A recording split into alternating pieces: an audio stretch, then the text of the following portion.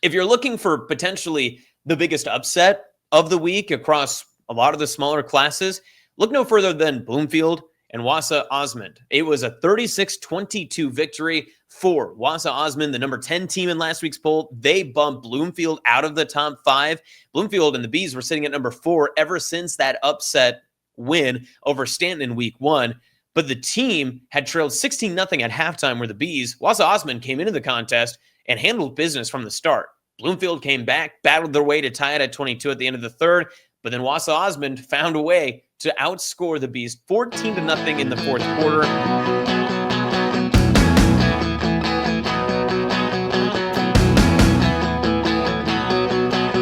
Welcome back. Week sabbatical, but we're back here for Small Town Ball, a Hurrdat Sports and NEBPreps production. Thank you to everyone who was very appreciative of my week off last week. I was still in the office, still doing our stuff here at Hurrdat Sports, but did have a big proposal that week for an engagement. So I got engaged over that past week and just needed some time away just to make sure that I caught up in everything else. Needed to be able to catch up on my sleep. So I appreciate everyone for just being or give me a little bit of time. So with that, we did have a very exciting week 5. I felt like I needed the extra week to be caught up in everything that I missed. And so we're just going to do a very quick recap episode, get you in for more interviews that are coming later this week, and very, very big Central Nebraska stars that we're going to be talking to hopefully later this week if everything works out. So let's dive in, starting in Class C1 and getting right into the nitty-gritty as we start at the top, because Wahoo once again dominated. They are now 5-0 on the season. And it's the Warriors 56-14 taking down DC West. They scored 21 first quarter points, 13 in the second, and then 20 third quarter points. I made this comment with Jacob Padilla on Nebraska Preps post game, which you can check out, of course, online on YouTube and all of the other social channels as well, whether it's Apple, Spotify, all the good stuff, right? That Wahoo is just decimating the entire field of Class C1. And they're obviously one of the top teams, if not the best team. I mean, they're for sure the best team in Class C1 right now. They have the proven pedigree behind them. They have everything else that they need. What's been the most impressive is that they continue to showcase how good they are week in and week out. And they're doing it against quality opponents. DC West is not a team that will fly over. They do also have that quality win in week 2 over Ashland Greenwood. But Wahoo's going to get another test this week against Mount Michael Benedictine. And it is going to be very interesting to see how Mount Michael can maybe step up to that next challenge, especially as we get into district play for Class C1. Central City is also 5-0 on the season. They took down Adams Central 56-27. Really good performance here from the Bison. They remain number 2 in this week's NEBPreps polls. And of course, it's one of those experiences that truthfully, Central City is just doing everything they can to keep up with the pace of Wahoo. And it does kind of look like we might be trending that direction into another heated race at the top in Class C1, much like we saw at the end of last year. Now at last week's number 3, Columbus Lakeview, they dominated Schuyler 69-8. They had 42 first quarter points, then scored 14 in the second and really eased off the brakes from there. Great response from a team that took down Mount Michael Benedictine in a big matchup just a week ago. But number 4 in Sydney, in the Red Raiders, I've always been high on. I'm going to continue to be high on, and we're going to have a little bit of a surprise teaser here coming up in just a few minutes. But Sydney loves to play just decisively close defensive games. They won 21-6 over Gothenburg. I believe it was in the Panhandle in Sydney, with the Red Raiders leading 14-6 at halftime, and they had built a 14-0 lead at the end of the first quarter. Winning success always comes in different ways, especially in high school football. Sydney's path to success is through their defense, and they're going to shorten the game. They're going to try to make it as quick as possible. Doty's going to be able to tote the rock. You've got Dorsey that's also able to tote the ball as well. And you've got talented playmakers on the defensive side. And of course, the Kaisers, you got Kyle Jaggers out there that has 4 interceptions so far in the season, leading most of the classes, if not just in C1. This is a ball hawking and playmaking defense that is going to not only keep games close, but also keep Sydney in plenty of games. So when they get into the postseason, depending on what we see, especially with a win over Gothenburg here, I had said from the beginning that the Kozad and Minden games were likely some of their best of the season. This Gothenburg one was up there too. These games are going to get relatively easier as the season progresses through the month of October. Sydney doesn't have many more chances to really improve their PowerPoint rankings, but they do have every chance to have something slip up. So the next month is very critical for Sydney if they want to keep their Western Nebraska home advantage, which would force a lot of these other top teams that are below them to travel out west for semifinals and quarterfinal playoff games. One of those teams that's still chasing Sydney in PowerPoints, Ashland Greenwood.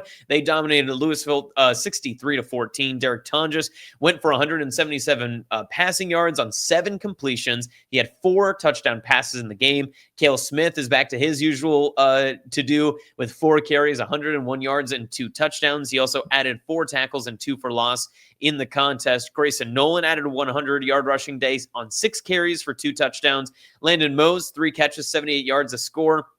And Cal Kissinger, 2 receptions for 75 yards and a touchdown with an interception to go as well.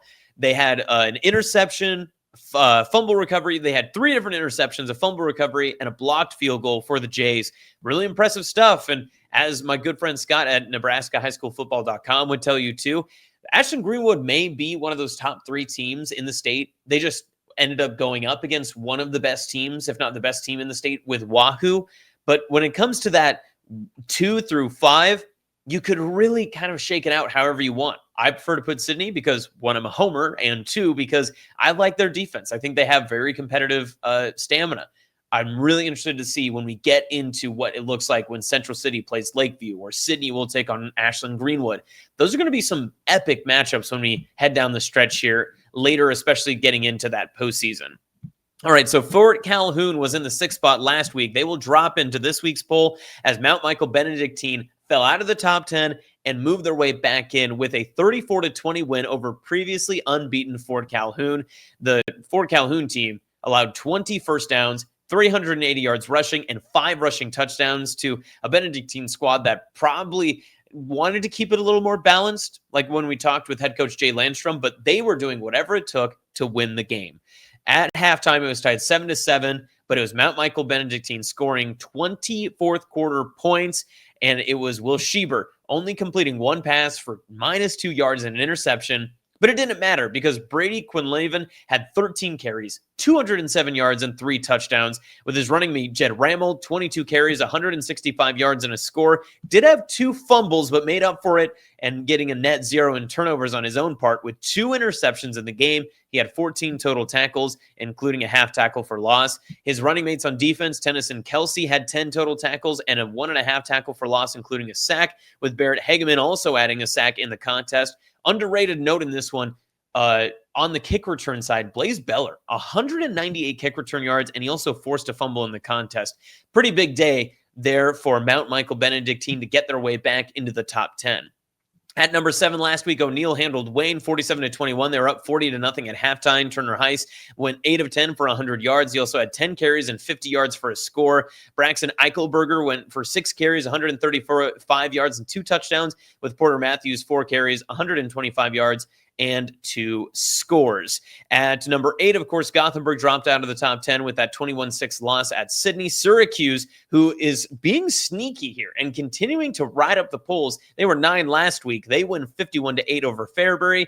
And Pierce continued to stay in the top 10 with a 28-13 win at Scotus Central Catholic. Sneaky game. They led 21-0 at halftime. They only allowed about 170 or 180 total yards of offense. They did force an interception, but they did have some leaky plays on their offensive side. They gave up 7 tackles for loss, a sack, and also had 2 fumbles in the game. Pierce is a good team.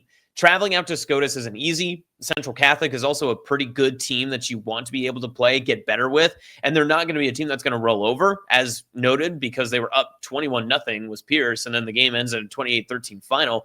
But I think Pierce has higher expectations for their season. And again, I've said it once, I'll say it again. They're definitely a team that you want to be on the lookout for maybe some of those postseason upset watchers. Pierce is definitely on that list of teams to focus on. Let's go into Class C2 now, as Bishop Neumann was at number 1. They will likely stay there as they win over Palmyra 63-24. They led 56-7 at halftime. Caden Wise went 3 of 3 for 100 yards, 2 carries, 46 yards, and a touchdown. And Henry Woda with 3 carries, 68 yards. Kobe Miller copied that with Landon Sun having 4 carries, 63 yards, and a score. And plenty of turnovers by that defense. Great total tackles, great balanced offense. Couldn't really ask for much more than the number 1 team right now in D2. Hartington Cedar Catholic, however, had a much different contest with West Point Beamer. Only 24-7, but this was a game that West Point Beamer is desperate to stay in, and they will continue to stay desperate in trying to overcome. They've been very close in taking down some of the top teams over the past few weeks, and it's really only going to get tougher as their districts continues. They've got even more tougher matchups moving forward. It was West Point Beamer allowing 265 rushing yards and 2 rushing touchdowns. Of course, they fall by over 2 touchdowns and a 24-7 loss, but you have to love the fight that we've seen from the Cadets so far this year.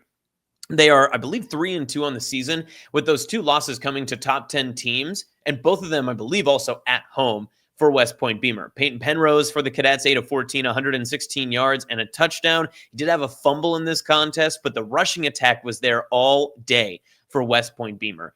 Miles Nielsen, 17 carries, 94 yards. He added a catch for 19 yards as well. Mason Tell also had 8 carries for 50 yards on defense. He added 14 total tackles and a half tackle for loss, with Blaze Brockman, a catch of 52 yards, 6 total tackles, 1 for loss, and a sack, with Hunter Swanson totaling 10 tackles in the contest as well. Gigi Flores, not to be forgotten, 12 tackles in the game and a half tackle for loss. But they were all shadowed by, on the defensive side, Nate Vandergreen with 21 total tackles in the game. West Point Beamer is another team that, if they make the postseason, it's going to be a thorn in the side of anyone they play. C2 is going to have a huge depth of talented teams, with some of them not being maybe able to make the postseason, like West Point Beamer, because of PowerPoint struggles or just not having the correct record at the end of the day. It's got to be coming down to crunch time here, where in week 6, you have guaranteed 3 games left. If you're playing an 11-man schedule, you're into district play. Things are only getting tougher from here. So no matter what you do from here on out, it's got to be coming quicker and quicker, because it's going to wrap up here sooner rather than later. All right, so looking at the other scores, Norfolk Catholic handled Ponca 42-3. Big game for Central Catholic. That's Grand Island, 42-0 over Centura. They make it a big game every week because Grayson Sack will always perform. But that defense, man, I can't get enough of them. Still, only allowed 7 total points so far on the season. 42-0. Grand Island Central Catholic remains in the top 10. Boone Central blanks Cross County 36-0.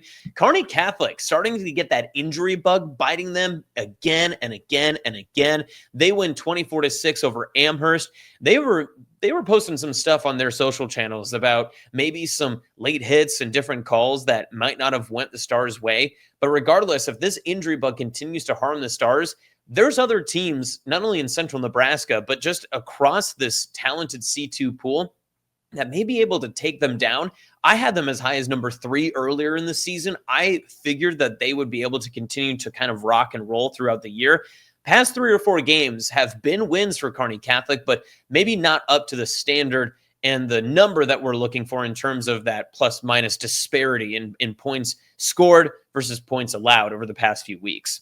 Archbishop Bergen won over UTAN 35-7. Lincoln Lutheran got back to their winning ways. They won 24-14 over Raymond Central. They led 10-6 at halftime and then took care of business in the second half.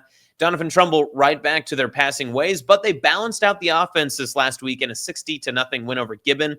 Parker Vogt, the starting quarterback, 18 of 22 for 168 passing yards, 3 touchdowns. Andrew Waters on 7 carries had 102 yards with 2 scores. Hayden Smith added 8 carries for 101 yards and a touchdown, with Hayden Kenny 4 carries, 47 yards, a score, and plenty of receivers getting in the action, including Jack Poppy, who had 9 catches for 92 yards and 2 touchdowns in last week's win. Diving now into the 8-man sport, Shelby Rising City won 66-0 over East Butler. Logan Lindsay was 4 of 9 passing, 114 passing yards, 2 scores. Efficiency, as they had plenty of talented running backs also help them out. This is per the course for the Huskies so far this season. Lane Donner, 6 carries for 87 yards. Carter Eichmeyer had 10 carries for 58 yards. And Dane Newhar had 7 carries for 55 yards. He had the 3 touchdowns on the day. Jed Verbka, 5 carries, 36 yards, 2 catches, 81 yards, 2 touchdowns, and then also added 9 tackles and a tackle for loss on defense. Dylan Mysek joined in with 9 tackles, 2 for loss and a sack, and Eli Fell, 7 total tackles, 2 behind the line of scrimmage, and a sack there as well. You're going to notice a big trend. That's why this episode is going to be pretty short, because it was essentially all chalk through most of our top 10 ratings last week. Dunny County Stratton took care of Arapahoe 55-0. They led 40-0 at halftime. Their team had 3 fumbles, but did also garner 3 interceptions and a forced fumble. So get that +1 territory there. Ethan Latta, crazy quiet day for DCS in a big win. 1 carry, 26 yards, a touchdown, 2 catches for 12 yards. Also had an interception on defense. Sandy Creek, the number 3 team in the Class D1 ratings, 45-22 over Thayer Central, the biggest win of the week in 8-man football, as they led 32-6 at halftime, imposing their will at the start of this contest. They led 45-14 at the end of the third quarter. And welcome back to 8-man legacy talk, Cam Seeley. 14 of 19, 167 passing yards, 3 touchdowns through the air, 10 carries, 138 yards on the ground, and 3 touchdowns running the football. 6 total touchdowns for Cam Seeley. He's chasing you, Ethan Shaw. He's trying to catch up to you. I don't know if he will, but he's not going down without a fight. Wes Biltoff added 2 catches for 53 yards. We had Wyatt Hamburger a catch for 17 yards and a score, and Caden Schmidt 3 catches for 25 yards and a touchdown. If you're looking for potentially the biggest upset of the week across a lot of the smaller classes, look no further than Bloomfield and Wassa Osmond. It was a 36-22 victory for Wassa Osmond, the number 10 team in last week's poll. They bumped Bloomfield out of the top 5. Bloomfield and the Bees were sitting at number 4 ever since that upset win over Stanton in week 1. But the team had trailed 16-0 at halftime, where the Bees, Wassa Osmond, came into the contest and handled business from the start. Bloomfield came back, battled their way to tie it at 22 at the end of the third, but then Wassa Osmond found a way to outscore the Bees 14-0 in the fourth quarter. For Bloomfield, Bo Eisenhower went 2 of 5 passing for 77 yards. He did have a fumble. Brock Genetow had 28 carries for 160 yards and 2 touchdowns, with Max Bruce 5 carries, 17 yards, and 10 total tackles. But when you look back at what Wassa Osmond did, they again led 16-0 at halftime, with Matt Carlson, the quarterback, 9 of 16 passing, 97 yards through the air, 3 touchdowns, 19 carries, 119 yards rushing, and a score. And how about 20 total tackles through the contest as well? Lunch pail effort for sure in the 36-22 victory over Bloomfield. The upset win also helped that Matthew Schindler added 14 carries, 25 yards, and a touchdown, with 4 catches, 48 yards, and a score. And Lincoln Thorell, 5 catches, 39 yards. He had 2 of the receiving touchdowns, with 6 total tackles to boot as well. This is a game, too. Wassa Osmond was living in the backfield. Just 3 of their players combined for 5 tackles for loss between Caleb Gardner, Rogan Hosing, and Caden Anderson. 36-22 win. The Bees knock out of the top 5. Wassa Osmond still on their way up, and they are now starting to gain a little momentum and steam, more than what maybe I had anticipated earlier in the year. I mentioned on the Thayer Central side, they did fall 45-22 as the number 5 team to now number 3 Sandy Creek. Plainview dominated Summerlin 41-7. Crofton handled Hartington Newcastle 52-30. That was another top 10 contest, but one that Crofton just kind of took control of, leading 14-8 at the end of the first quarter and scoring 16-8 at the end of the second, leading 30-16 at halftime. Then added 2 more touchdowns unanswered in the third quarter. Kind of put themselves away in this contest from Hartington Newcastle. Did give up 229 passing yards and a score. They did have 3 rushing touchdowns, 229 rushing yards, however. So a pretty good day in the office for Crofton. Elmwood Murdoch upset Johnson Brock, the number 8 team in the state last week, as it was Johnson Brock just unable to get any really consistent offense going. Their passing game with Wyatt Fulton ending 11 of 19 for 130 passing yards, threw 4 interceptions in this contest. With the running game having to pick up more of the effort, Hayden Gravitt had 23 carries for 128 yards and a score, but Johnson Brock just unable to keep up with the pace of Elmwood Murdoch. They dropped that one 24-12. We mentioned the 9 and 10 teams. Hartington Newcastle fell, but Wassa Osmond moves from 10 and will definitely be moving up in this week's poll. All right, a lot of chalk as we move through kind of the rest of the classes here. In Class 8-man 2, D2, Central Valley took down Burwell 46-0. Archangels Catholic dominated Nebraska Christian 56-8. St. Mary's handled Ainsworth 78-35. In a big game in Mike Sauter's Game of the Week, Lawrence Nelson took down Deschler with some big opportune scoring plays. 42-30 over Deschler. Big win there for Lawrence Nelson. Howells Dodge handles Fullerton 44-20. Loomis upsets Cambridge and comes back from their loss against El Selma Myrna a couple of weeks ago to dominate the Trojans 66-38. Twin Loop handled Palmer 61-14. And Selma Myrna, the sneaky Yotes, handling business against CWC 64-16. And Ely Oakdale winning over North Central 54-28. Only real upset we saw in six-man football was Southwest beating Wallace. The 5 loses to the 6, 45-30. Otherwise, pretty easy so far with Garden County taking down South Platte. Stewart blanked Santee 68-0. Red Cloud dominated Meridian 46-16.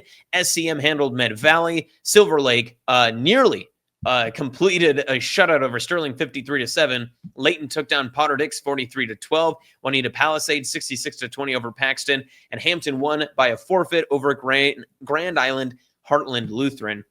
Hampton Hawks making their way into the top 10 polls, and they are excited about it as well. Games only get tougher here moving forward as we take a look at the Hurrdat Sports and NEBPreps high school coaches poll ratings for this week. In Class C1, Wahoo, Central City, Lakeview, Sydney, Ashland, Greenwood. That has remained about the same throughout the whole stretch of the season as we're up to week 5 as of we are right now.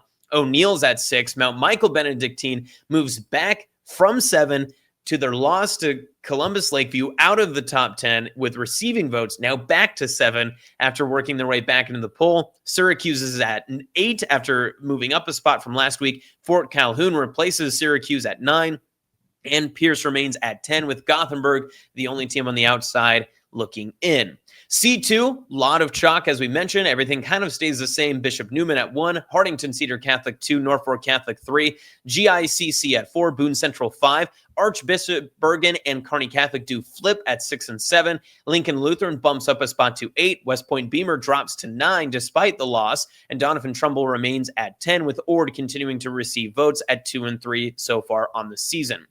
In 8-man 1, that's Shelby Rising City remaining at 2. Sandy Creek does creep up another spot up to 2, with Dundee County Stratton, despite a perfect 5-0 mark, still at number 3 on the year.